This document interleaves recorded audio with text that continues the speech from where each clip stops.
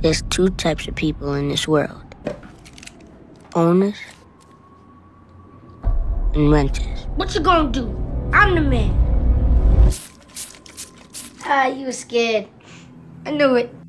Love is a fictional story inspired by a true relationship I had with one of my uncles when I was growing up in Baltimore, Maryland as a young boy. It's a story of when I was a young kid, my uncle was my hero, and he was someone I looked up to when I was in the city, actually in 1987. And basically, Love is a story inspired by that relationship and what it was like for me being a young boy looking up to, at the time, my hero.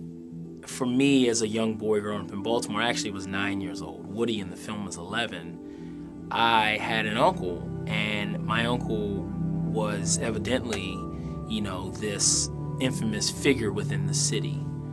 But for me, he was just my uncle. Actually, one of the co-creators of the HBO series The Wire, a man by the name of Ed Burns, actually did surveillance on my uncle for over a year and was a person responsible for his prosecution. I had no idea of this when I was a child. It was something that I just very auspiciously happened upon years later once I had moved to California and was attending film school at USC. You know, I just by happenstance meet Ed Burns' partner, David Simon, who was a Baltimore Sun reporter, a writer, and you know, we're having a conversation, and I referenced, you know, to him that I was from the city and I had an uncle, and I told him who my uncle was, and he was like, wow, you know, I'm sure there's a lot of things about your uncle that you don't know. He called my uncle the great manipulator. He said that my uncle had the ability to use anything or anyone to get what he wanted. So the fact that he had me in the car with him late nights driving through Baltimore made him believe if a police officer ever passed, that the two of us wouldn't look suspicious if he was transporting drugs. It's just like a father and a son in a car. And that was the moment for me that, you know, I immediately called Justin, my writing partner. I said, this is it now. This is what makes this compelling, is what if it is a boy's rite of passage and it's all happening in one day? You know, what happens when this kid, Woody, experiences his uncle kill someone for the first time? How does that shape, you know, his young identity? You know, what does that do to a child when they're exposed to violence for the first time? That's what really, really, you know, struck a chord with me deeply to be like, you know what, this could be truly a great cinematic experience. When I'm looking to Woody, do cheated more. Well, so this, I mean, still talk to her, but once she gets to the scene, you know, you really don't have a whole lot to say to him, but because we're hanging down here on this angle so much, kind of just open your face up and have moments so we can see both your eyes. Okay, okay, cool. Okay, here we go. The ensemble cast of Love. I am, for my first film, I'm really, really fortunate and thankful that I had such great actors to work with. There's Common in his basically breakthrough performance as a leading man, Michael Rainey Jr., who truly is a wonder kid in this performance in the movie. There's Dennis Haysbert, and there's Danny Glover, and there's Michael Kenneth Williams, and Lynette McKee, and Megan Good, and Sammy Rotibi, and Anwan Glover, Clark Johnson. I just was really, really fortunate that so many people came out. You know, I really believe that when you write a story and you write something that emotionally moves people, I really think that actors really take to that. And action from the car.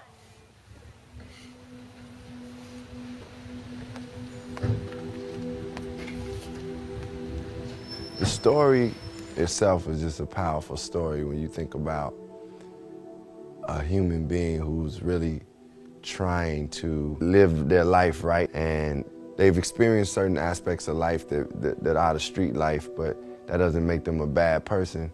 And they may have missed out on having their father in the house.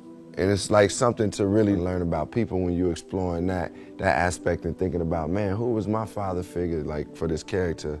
And then at the same token, how that would affect me fathering my nephew, which was part of the story in itself. You know, when I got to that in the story and just realized that those were part of the dynamics, that made it very interesting. And man, like as an actor, I look for really quality roles. So this was an incredible role for me to play. This gives me permission so I can get a loan on the house so I can get my business started. That's all it is. What you always tell me? Well, if you don't work, you don't eat. I know what I used to always tell you. But speaking of work, did you call Miss Tiny about that job down at UMBC? I ain't trying to work for nobody. I'm gonna be my own boss. Well, I connected with Vincent because I dream too. I dream of achieving and doing well for my family, and like having people really be able to look to me as like someone who is doing well and can help them and can help guide them and will help provide for them. And I know Vincent had that desire that a lot of American people have, is to achieve and to dream of something and to go and live the right path, live on the right path and go in the right way. So I connected to that too, because I'm definitely someone who has dreams and aspirations of achieving. And I also connected with the obstacles that you experience when you are going for those dreams, because, you know, at the same token, no matter what, whether it's been for me in music, for me as an actor, for me just as a human being, you go through the valleys and the peaks and those experiences and the challenges where somebody's saying nah, or somebody saying no, you can't do it, or they creating an obstacle for you, or just your old habits, start drawing you back, like they start pulling back at you, and I can relate to that for sure. All right, guys, here we go. Give me set. Action. That's something for you to cop. Yeah? What about main man right here? Why you doing all the talking? Nah, he's just my protection. I feel like Michael Rainey Jr. is destined for greatness. So meeting him was just like, for me, I felt like, man, I'm meeting one of the dudes, that's gonna turn this joint into something else. Well, my mom knew somebody that knew the producer of the film. First we were in New York and we did like the pre-audition, and we went to Baltimore and then we did another audition, and it went from there. When I was able to meet Michael Rainey Jr. for the first time, I said, Michael, I really believe that you're Woody, but the thing that's gonna get you this job is if you can be emotionally present and vulnerable with your feelings very quickly. And he looked at me very calmly and he says, I can do that, Sheldon. The film is, it's all riding on if in fact this kid has the chemistry with Common.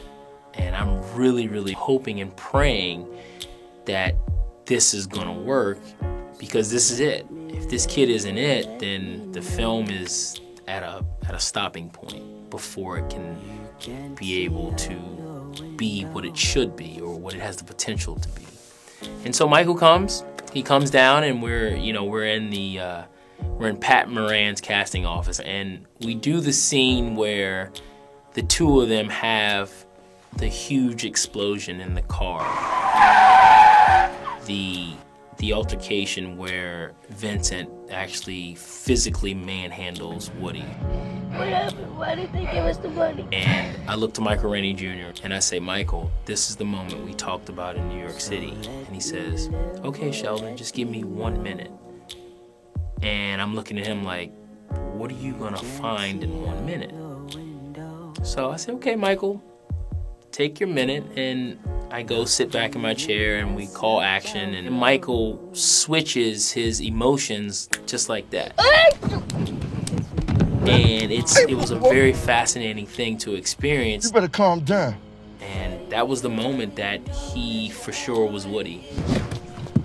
Woody! I believe my ability to tap into emotions come from just thinking about bad stuff that can happen to people that I love, and then I get into the emotional state, and then I get into character. To see the things that Michael was able to do as an actor, and a lot of it is nonverbal communication. The character Woody doesn't have much to say, but through the course of this day, he comes into his own, in his own way, he's starting his path to become a man. I'm happy that I have the opportunity to be in the movie, but then I have to think, sad to get into this state, so it's kind of hard to do that. But I do it. I make it look easy, but it's not. Help me! I always felt that we would be able to create something really special if we could find a really special kid. And we found that special kid in Michael Rainey Jr. Michael Rainey is really a talented young man. I felt a kindred, you know, he's like a kindred spirit. We came together really quickly. I think he loved having all these strong black male characters around him, and these men who gave him an awful lot of support. And I think there was a pride that he had. You know, I certainly felt a lot of pride meeting him. You know, he's a good kid. Down to business.